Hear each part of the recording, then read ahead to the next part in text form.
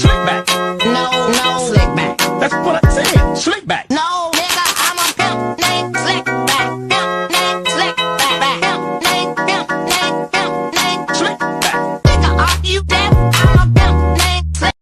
Bismillahirrahmanirrahim. Assalamualaikum warahmatullahi wabarakatuh. Perkenalkan, saya Putri Melana Vitasari dengan NIM 083 dari kelas 1B. Di sini saya akan menjelaskan mengenai sirkulasi peredaran darah orang dewasa. Nah, sirkulasi peredaran darah pada manusia itu disebut juga dengan sistem peredaran darah tertutup karena darah manusia beredar di dalam pembuluh darah. Selama beredar, darah manusia itu melewati jantung sebanyak 2 kali, sehingga disebut juga dengan sistem peredaran darah ganda. Sistem peredaran darah ganda dikenal dengan sistem peredaran darah Varva dan juga sistem peredaran darah magna atau peredaran darah kecil dan peredaran darah besar. Di sini saya akan menjelaskan lebih lanjut mengenai peredaran darah kecil dan juga peredaran darah besar. Baik, pertama saya akan menjelaskan mengenai peredaran darah besar atau peredaran darah sistemik atau magna. Nah, peredaran darah besar ini dimulai dari jantung, seluruh tubuh, lalu kembali lagi di jantung. Jantung sebelah kiri membawa darah yang kaya akan oksigen yang akan dialirkan ke seluruh tubuh. Sistematikanya dimulai dari ventricle sinister. Dari ventricle sinister, darah dipompa lalu menuju aorta. Aorta merupakan arteri yang paling besar. Lalu dari aorta ini akan menuju arteri muscularis. Arteri muscularis merupakan arteri yang berada di sebagian besar tubuh.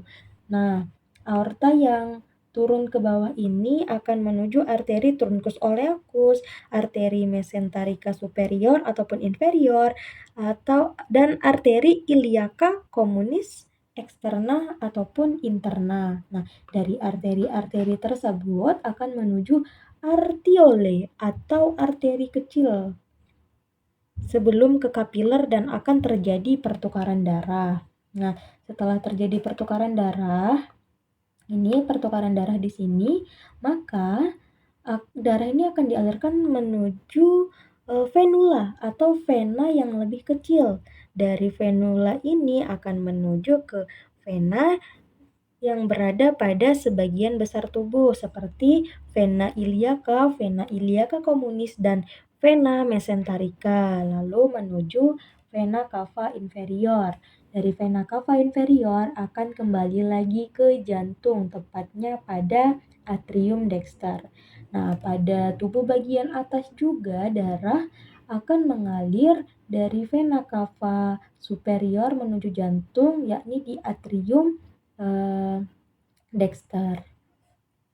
Selanjutnya, saya akan menjelaskan mengenai peredaran darah kecil. Peredaran darah kecil ini disebut juga dengan peredaran darah sederhana atau Varva, dimulai dari jantung, paru-paru, lalu kembali lagi ke jantung, dimulai dari ventricle dexter.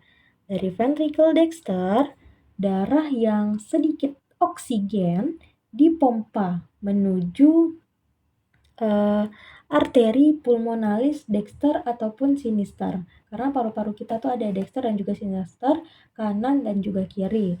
Lalu dari arteri pulmonalis ini lalu terjadilah pertukaran akan darah yang miskin oksigen dan bertukar dengan darah yang kaya akan O2. Lalu setelah terjadi oksigenasi, darah itu dialirkan melalui vena pulmonari, dexter dan juga sinister kembali lagi ke jantung, tepatnya di atrium sinister di sini, di atrium sinister.